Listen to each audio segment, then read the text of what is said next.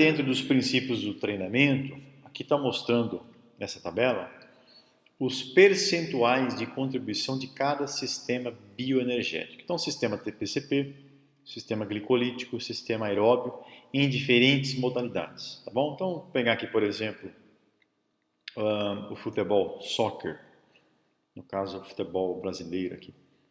Dependendo da posição, olha, os goleiros, por exemplo, 80% ATPCP, 20% glicolítico.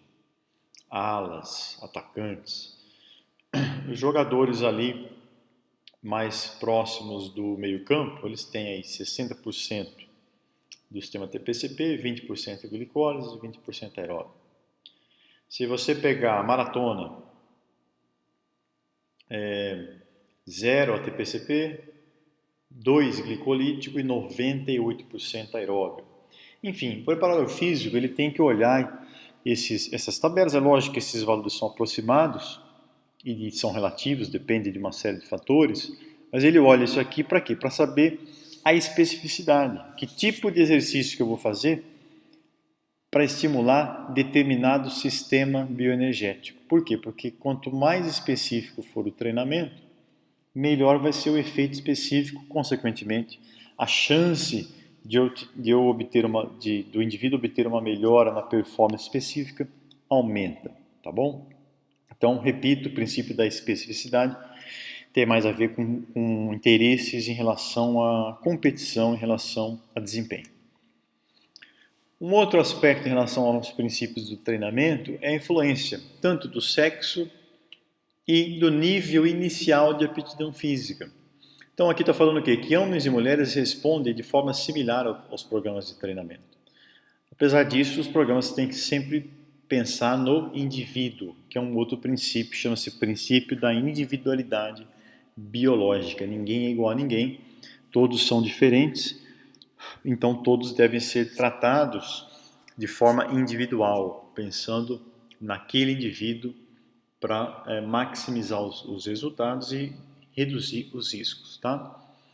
Em relação às melhorias no treinamento, o VO2 máximo a gente falou em outros capítulos, mais ou menos 50% no VO2 máximo em adultos sedentários são esperados, tá bom? Entre 10 e 15% de melhora em pessoas que já têm um certo nível de atividade, e se o indivíduo já é um atleta bem treinado, aí os ganhos são menores, de 3 a 5%, mais ou menos. E o que vem ao encontro de um outro princípio do treinamento que chama-se princípio dos ganhos cada vez menores. Isso é, quanto mais treinado você for, quando o atleta for, menos treinável ele é. Isso é, a sua janela de adaptação vai sendo reduzida à medida que ele vai melhorando. Isso é bom ou ruim? Não é nem bom nem ruim, isso é o que acontece. Tá bom? É lógico que é melhor você estar já num alto nível do que você estar num baixo. Não adianta nada eu falar, não, eu prefiro ganhar 50% do que 3%. Isso é muito relativo. É melhor você já estar num alto nível, pertencer a um alto nível, numa variável, no caso aqui VO2 máximo, do que você estar mal para ganhar muito percentualmente. Tá? E a genética? A genética tem sim influências, principalmente pensando em desempenho máximo.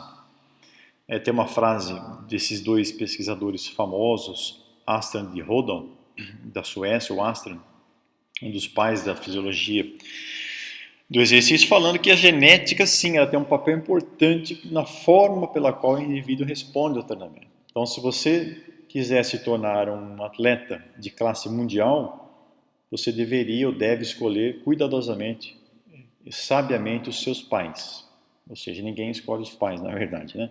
Então é uma brincadeira dizendo o seguinte, que para ser um atleta de alto nível, obrigatoriamente tem que ter uma genética privilegiada.